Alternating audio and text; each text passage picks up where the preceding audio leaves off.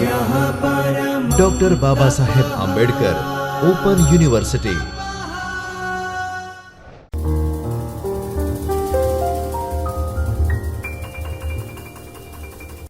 નમસ્કાર વિદ્યાર્થી મિત્રો, ડૉક્ટર બાબા સાહેબ આંબેડકર ઓપન યુનિવર્સિટીમાંથી ચૈતન્ય સ્ટુડિયોમાંથી હું doctor Jayshree Koshti, assistant professor of commerce, આપ સૌનું હાર્દિક સ્વાગત કરું છું.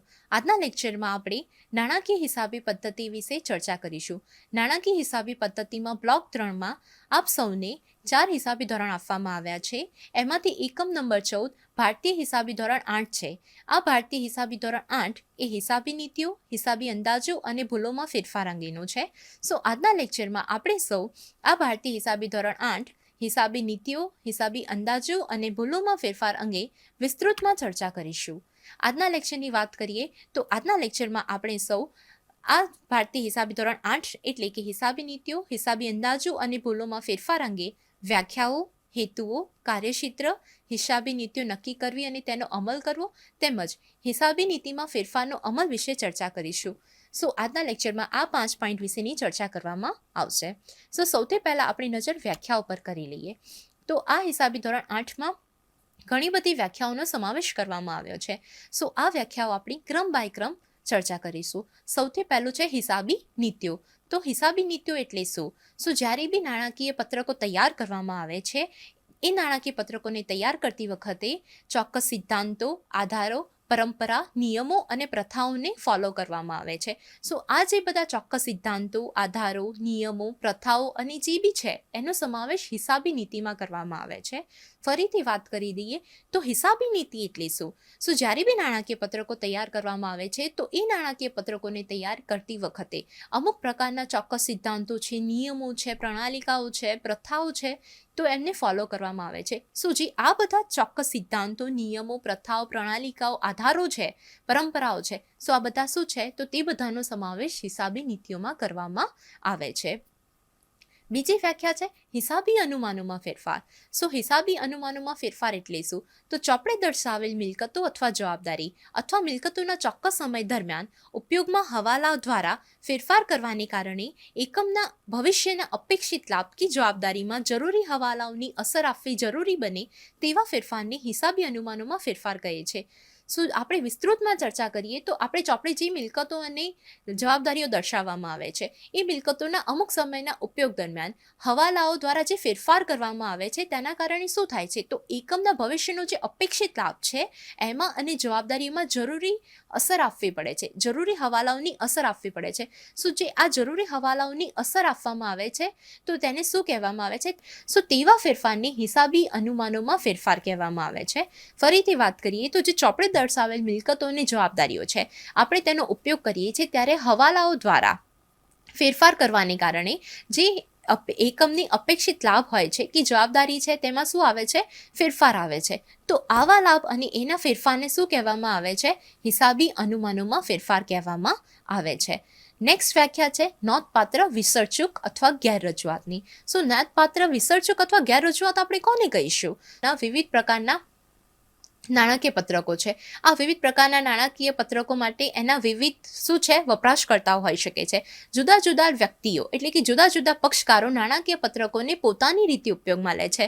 સો આમ નાણાકીય પત્રકોના વપરાશકર્તાની વાત કરીએ તો તેના વપરાશકર્તાઓમાં શેર હોલ્ડરો, સંભવિત શેર હોલ્ડરો, લેણદારો, દેવાદારો, બેંક, ગવર્મેન્ટ, ફાઇનાન્શિયલ ઇન્સ્ટિટ્યુશન વગેરે ઘણા બધા પક્ષકારો હોઈ શકે છે. આ બધા પક્ષકારો નાણાકીય પત્રકો પોતાની રીતે ઉપયોગ કરે છે. આ નાણાકીય પત્રકો પોતાની રીતે જ્યારે ઉપયોગ કરે છે ત્યારે નાણાકીય પત્રકોમાં એવી બધી જ વિગતો, એવી બધી જ બાબતો પૂરી પાડવામાં આવે છે કે જે આ બધા વપરાશકર્તાઓ છે તેમને મહત્વની હોય. સો જ્યારે બી નાણાકીય પત્રકો તૈયાર કરવામાં આવે છે ત્યારે તેવી તમામ બાબતો કે જે નાણાકીય પત્રકોના વપરાશકર્તાના નિર્ણય પર નોંધપાત્ર અસર કરી શકે તેવી બધી જ બાબતોનો સમાવેશ કરવામાં આવે છે. પરંતુ જો આવું ક્યારેય ન થાય એટલે કે અમુક બાબતો કે જે મહત્વની હોય કોઈ બી વપરાશકર્તા માટે, સો કોઈ બાબતો જે વપરાશકર્તા માટે મહત્વની હોય તે નાણાકીય પત્રકોમાં ઉમેરવામાં ન આવે તો તેને શું કહેવામાં આવે છે? નોંધપાત્ર વિસરચૂક અથવા કોઈ ગેરરજૂઆત તરીકે ઓળખવામાં આવે છે. સો આ ગેરરજૂઆતને કારણે ઘણી વખત શું થાય છે કે જે વપરાશકર્તા હોય છે તેમની પાસે અધૂરી વિગતો જાય છે અને એ અધૂરી વિગતો પરથી નિર્ણયો લે છે, તો એ ઘણી વખત ગેરમાર્ગે દોરનારી પણ થઈ શકે છે અને આ હિસાબી નીતિનું ઉલ્લંઘન પણ થઈ શકે છે. નેક્સ્ટ વ્યાખ્યા છે અગાઉના સમયગાળાની ભૂલ. સો જેવી રીતે આ પીપીટીમાં આપણે જોયું નોંધપાત્ર વિસર્જક અથવા ગેરરજૂઆત એટલે કે ઉપયોગકર્તાના નિર્ણયમાં નોંધપાત્ર રીતે અસર કરે તેવી બાબત નાણાકીય પત્રકમાં પ્રગટ કરવામાં ન આવે તો તેને નોંધપાત્ર વિસર્જક અથવા તો ગેરરજૂઆત કહેવામાં આવે છે. સો અગાઉના સમયગાળાની ભૂલ તેની સાથે જ રિલેટેડ છે. તો તેની સાથે કઈ રીતે રિલેટેડ છે? તો અગાઉના સમયગાળાની ભૂલની વાત કરીએ તો ભૂતકાળના સમય દરમિયાન વિસર્જક કે ગેરરજૂઆતને કારણે નાણાકીય પત્રકો પોતાનું પૂરેપૂરું સ્પષ્ટ પિક્ચર રજૂ કરી શકતા નથી. તેથી તેમના દ્વારા વપરાશકર્તાઓ જો કોઈ બી નિર્ણય લે તો તે ઘણી વખત ગેરમાર્ગે દોરનારું બની જઈ શકે છે, કારણ કે એ નાણાકીય પત્રકમાં બધી જ બાબતો વ્યવસ્થિત રીતે રજૂ કરવામાં આવી નથી. સો આમ નાણાકીય પત્રકોનો ગેરઉપયોગ થઈ શકે છે, કારણ કે તેમાં બધી જ બાબતો સ્પષ્ટ રીતે દર્શાવવામાં આવેલી નથી. શાના કારણે? તો તેમાં વિસર્જક રહી ગઈ છે કાં તો કોઈ બાબતની ગેરરજૂઆત કરવામાં આવી છે. સો આમ નાણાકીય પત્રકોનો ગેરઉપયોગ થાય છે અને તેમના ઉપયોગની નિષ્ફળતા જણાઈ શકે છે. સો આ નિષ્ફળતાને શું કહેવામાં આવે છે? અગાઉના સમયગાળાની ભૂલ કહેવામાં આવે છે. ફરીથી નજર કરી લઈએ તો ભૂતકાળના સમય દરમિયાન વિસર્જક કે ગેરરજૂઆતને કારણે નાણાકીય પત્રકોનો ગેરઉપયોગ થાય છે, તે નિષ્ફળ જાય છે તેમની ઉપયોગિતાને સાબિત કરવામાં, તો તેને અગાઉના સમયગાળાની ભૂલ તરીકે ઓળખવામાં આવે છે. હવે આ અગાઉના સમયગાળાની ભૂલમાં કયા કયા પ્રકારની ભૂલોનો સમાવેશ થઈ શકે છે? તો આ અગાઉના સમયગાળાની ભૂલમાં ગાણિતિક ભૂલો, હિસાબી નીતિઓના અમલની ભૂલ, હકીકતો અંગે શરત ચૂક અને દગા વગેરે જેવી બાબતોનો સમાવેશ થઈ શકે છે. નેક્સ્ટ વ્યાખ્યા છે પાશ્ચાત્યવર્તી અસરની. પાશ્ચાત્યવર્તી અસરની વાત કરીએ તો વ્યવહારોની અને બનાવોની નવી હિસાબી નીતિનો અમલ ભૂતકાળમાં પણ થયેલ હોય તો ભૂતકાળમાં હિસાબો પર શું ફેરફાર થાય તેની આધારે હિસાબોમાં જરૂરી ફેરફાર એટલે કે પાશ્ચાત્યવર્તી અસર. હવે તમે જે હિસાબી નીતિનો અમલ કરી રહ્યા છો તે જ હિસાબી નીતિનો તમે ભૂતકાળમાં પણ ક્યાંય અમલ કર્યો હશે. સો ભૂતકાળના હિસાબોમાં તેના આધારે શું પરિવર્તન આવ્યો છે, એટલે કે ભૂતકાળના હિસાબોમાં નવી હિસાબી નીતિઓથી શું ફેરફાર આવ્યો છે. સો ભૂતકાળના હિસાબોમાં જે પ્રમાણે ફેરફાર આવ્યો છે તે જ પ્રમાણે ફેરફાર તમે અત્યારે હાલના હિસાબોમાં કરો તો તેને શું કહેવામાં આવે છે? પાશ્ચાત્યવર્તી અસર કહેવામાં આવે છે. નેક્સ્ટ વ્યાખ્યા છે અવ્યવહારતા. અવ્યવહારતા કોને કહીશું? સો જે હિસાબી નીતિઓ છે, સિદ્ધાંતો છે કે નિયમો છે જેનો વ્યવહારમાં ઉપયોગ શક્ય વ્યાજબી પ્રયત્નો કર્યા છતાં પણ શક્ય ન હોય તો તેને અવ્યવહારતા તરીકે ઓળખવામાં આવે છે. હિસાબી નીતિઓની વાત કરીએ તો એના સિદ્ધાંતો છે, નીતિઓ છે, નિયમો છે કે જેનો તમે વ્યવહારમાં ઉપયોગ કરવા માંગો છો અને તેનો વ્યવહારમાં ઉપયોગ કરવા માટે તમે શક્ય તેટલા વધારેમાં વધારે પ્રયત્નો કરી રહ્યા છો. બધા જ પ્રયત્નો કરવા છતાં પણ તેનો વ્યવહારમાં ઉપયોગ થઈ શકતો નથી તો તેને શાના તરીકે ઓળખવામાં આવે છે? તો તેને અવ્યવહારતા તરીકે ઓળખવામાં આવે છે. છેલ્લી વ્યાખ્યા છે સંભવિત અમલની. તો સંભવિત અમલ એટલે કે શું? સો નવી નીતિનો અમલ વ્યવહાર અને બનાવમાં કરવામાં આવે તે તારીખથી આજ દિન સુધી હિસાબોમાં થતા ફેરફારની અસર એટલે કે સંભવિત અમલ. નવી નીતિનો જ્યારે બી અમલ કરશો વ્યવહારમાં અને બનાવમાં તો તમે જે તારીખથી તે નવી નીતિનો અમલ કર્યો હશે તે તારીખથી લઈને આજ દિન સુધીના હિસાબોમાં જે બી ફેરફારની અસર તમને જોવા મળે છે તે શું થઈ જશે? તમારી સંભવિત અમલ થઈ જશે. તેને શું કહેવાશે? તો તેને સંભવિત અમલ કહેવાશે. સો આમ હિસાબી ધોરણ 8માં આ વ્યાખ્યાઓ ખૂબ જ જરૂરી છે. કઈ કઈ વ્યાખ્યાઓ જરૂરી છે? તો આપણે ફક્ત હવે નામ જોઈ લઈએ. તો એમાં ફર્સ્ટ વ્યાખ્યા હિસાબી નીતિ, બીજી હિસાબી નીતિમાં હિસાબી અનુમાનોમાં ફેરફાર, ત્રીજું નોંધપાત્ર વિસર્જક અથવા ગેરરજૂઆત, અગાઉના સમયગાળાની ભૂલ, પાશ્ચાત્યવર્તી અસર, અવ્યવહારતા અને સંભવિત અમલ. આ બધી વ્યાખ્યાઓ હિસાબી ધોરણ 8ને સમજવા માટે ખૂબ જ જરૂરી છે. હવે આપણે આગળ વધીશું હિસાબી ધોરણ 8ના હેતુઓ વિશે. તો હિસાબી ધોરણ 8ના હેતુઓ કયા કયા હોઈ શકે છે? તો આ હિસાબી ધોરણ 8ના 6 હેતુઓ છે. તો કયા કયા હેતુ છે એક વખત તેના પર નજર કરી લઈએ. તો આ હિસાબી ધોરણનો ફર્સ્ટ હેતુ છે હિસાબી નીતિઓ નક્કી કરવા અથવા તેમાં ફેરફાર કરવા માટેના માપદંડ નક્કી કરવા.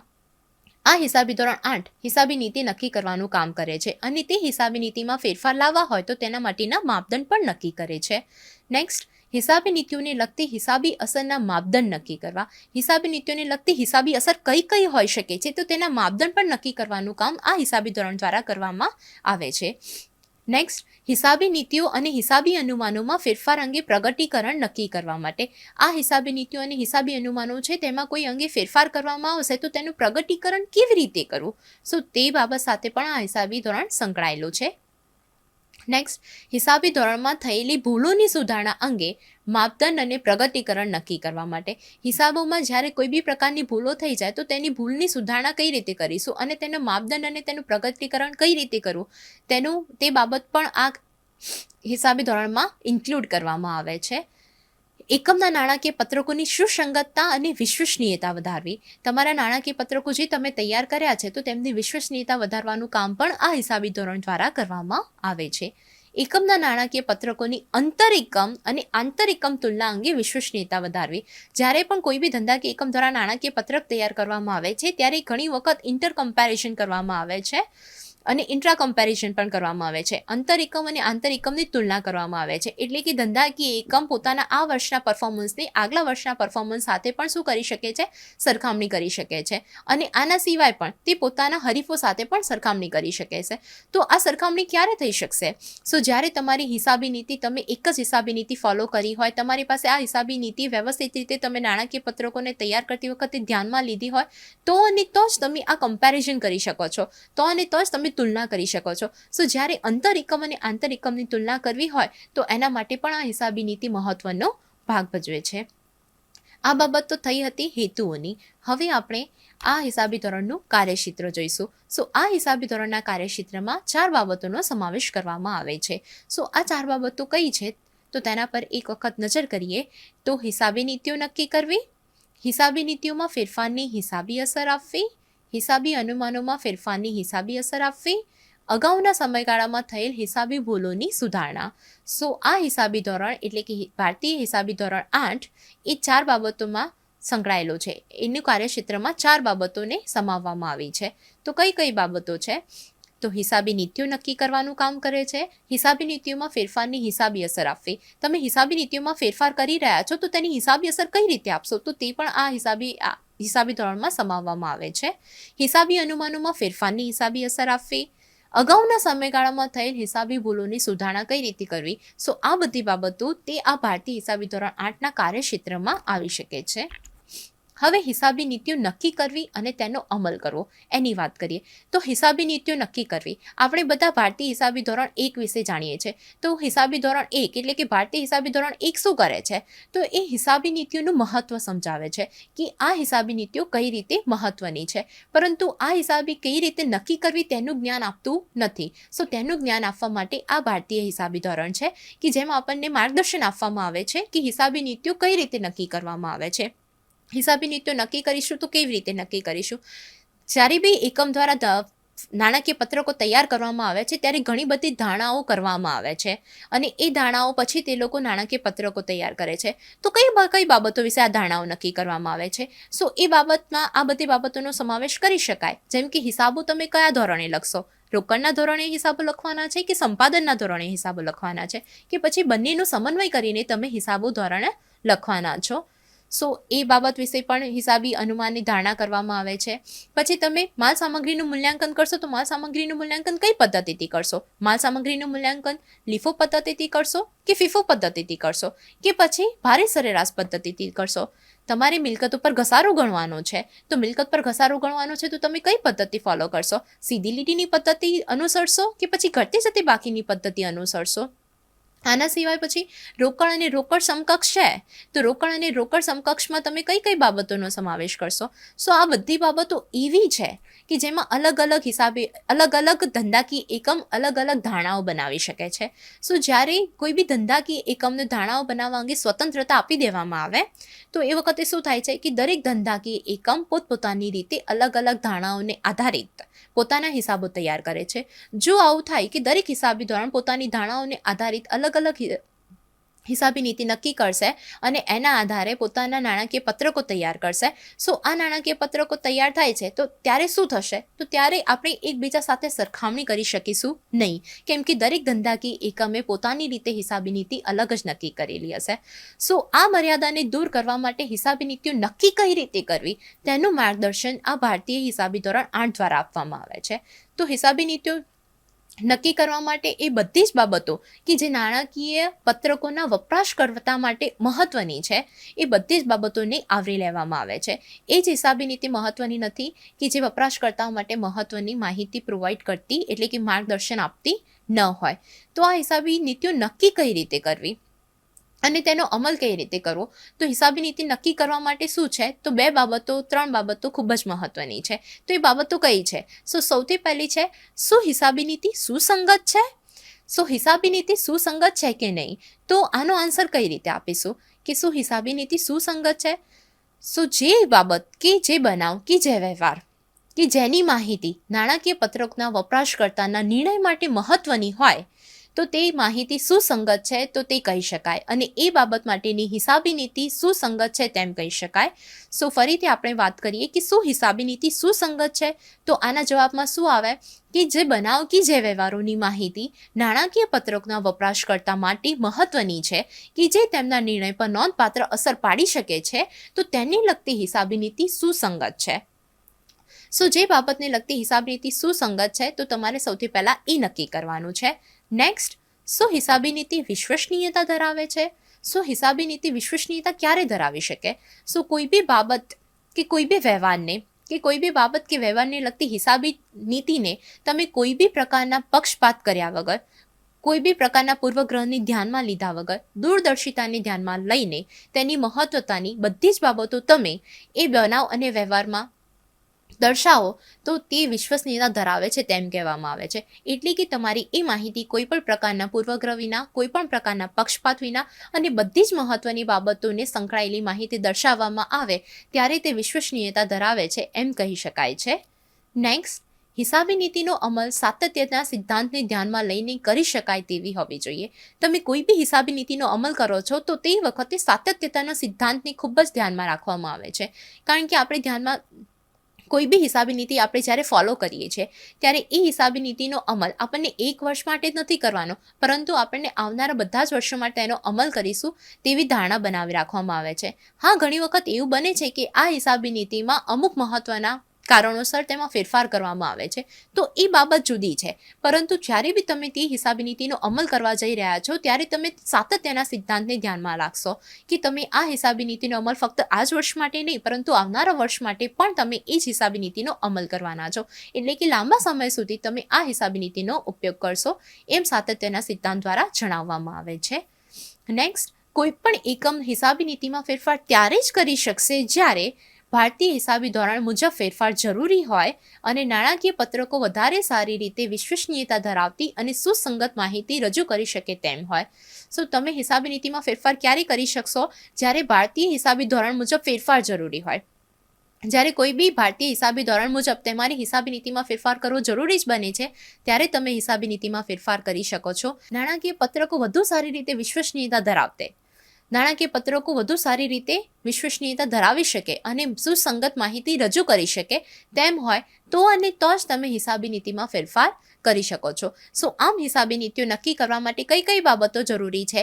તો આ હિસાબી નીતિ સુસંગત છે? એટલે કે બધી જ મહત્વતા ધરાવતી, એટલે કે જે વપરાશકર્તાઓને મહત્વની માહિતી પ્રોવાઈડ કરી શકે તે બનાવોની લગતી હિસાબી નીતિ સુસંગત છે તેમ કહી શકાય છે. હિસાબી નીતિ વિશ્વસનીયતા ધરાવે છે? તો તમારી હિસાબી નીતિ કોઈ બી પ્રકારના પૂર્વગ્રહ વિના, કોઈ બી પ્રકારના પક્ષપાત વિના અને દૂરદર્શિતાને ધ્યાનમાં રાખીને રજૂઆત કરવામાં આવે તો તે વિશ્વસનીયતા ધરાવે છે તેમ કહી શકાય છે. આ હિસાબી નીતિનો અમલ સાતત્યના સિદ્ધાંતને ધ્યાનમાં લઈને કરી શકાય તેવી હોવી જોઈએ. અને કોઈ બી નીતિમાં ફેરફાર ક્યારે કરી શકાશે? જ્યારે ભારતીય હિસાબી ધોરણ મુજબ ફેરફાર જરૂરી હોય અને નાણાકીય પત્રકો વધુ સારી રીતે વિશ્વસનીયતા ધરાવતી અને સુસંગત માહિતી રજૂ કરી શકે તેમ હોય તો તમે હિસાબી નીતિમાં ફેરફાર કરી શકો છો. હિસાબી નીતિમાં ફેરફારનો અમલ. આ હિસાબી નીતિમાં ફેરફારનો અમલ કઈ રીતે કરવામાં આવશે? તો તેના માટે 2 કિસ્સા આપવામાં આવ્યા છે. ભારતીય હિસાબી ધોરણના અમલને કારણે હિસાબી નીતિમાં ફેરફાર જરૂરી બને ત્યારે નવા હિસાબી ધોરણમાં જ તેના અમલમાં ફેરફાર અંગે માર્ગદર્શન આપેલ હોય છે તે મુજબ ફેરફારનો અમલ કરો. એટલે કે ભારતીય હિસાબી ધોરણ મુજબ તમે જ્યારે તેમાં ફેરફાર કરતા હોય તો આ નવા ભારતીય હિસાબી ધોરણમાં જ તેના અમલ અંગે તેના અમલમાં ફેરફાર અંગે માર્ગદર્શન આપવામાં આવેલ છે. સો જ્યારે બી તેના અમલ અંગે ફેરફારનું માર્ગદર્શન આપવામાં આવેલ હોય તો તે મુજબ આપણને ફેરફારનો અમલ કરવો જોઈએ. અને જો ભારતીય હિસાબી ધોરણના અમલને કારણે હિસાબી નીતિમાં ફેરફાર અંગે જરૂરી માર્ગદર્શન નવા હિસાબી ધોરણમાં આપેલ ન હોય તો સ્વેચ્છાએ ભારતીય હિસાબી ધોરણ મુજબ હિસાબી નીતિનો અમલ કરતી વખતે તેની પાર્શ્વવર્તી હિસાબી અસર આપીને હિસાબોમાં જરૂરી ફેરફાર કરવા જોઈએ. એટલે કે જો તમે ભારતીય હિસાબી ધોરણ મુજબ તેમાં ફેરફાર કરવા માંગો છો, પરંતુ આ નવા ભારતીય હિસાબી ધોરણ મુજબ ફેરફાર માટે અમલ અંગેની કંઈ માહિતી આપવામાં આવેલ નથી, તો સ્વેચ્છાએ ભારતીય હિસાબી ધોરણ મુજબ આ હિસાબી નીતિનો અમલ કરતી વખતે તેની પાર્શ્વવર્તી એટલે કે પહેલાં ભૂતકાળના વર્ષોની હિસાબી નીતિમાં તમે જે ફેરફાર કર્યો છે તો તેના કારણે તમારા હિસાબોમાં શું ફેરફાર થઈ રહ્યો છે તેને ધ્યાનમાં રાખીને તમે હિસાબોમાં જરૂરી ફેરફારો કરી શકો છો. સો આજના લેક્ચરમાં આપણે આ 5 મુદ્દાઓનો અભ્યાસ કર્યો છે. એ હતો વ્યાખ્યાઓ, હેતુઓ, કાર્યક્ષેત્રો, ભારતીય હિસાબી નીતિઓ કઈ રીતે નક્કી કરવી અને ભારતીય હિસાબી નીતિઓમાં ફેરફારમાં અમલ કઈ રીતે નક્કી કરવો તેની ચર્ચા કરી. હવે આપણે સૌ આગળના લેક્ચરમાં બીજા નવા પોઈન્ટ અને બીજા નવા મુદ્દાઓ સાથે મળીશું. આપ સૌનો ખૂબ ખૂબ આભાર. स्वाध्यायः परः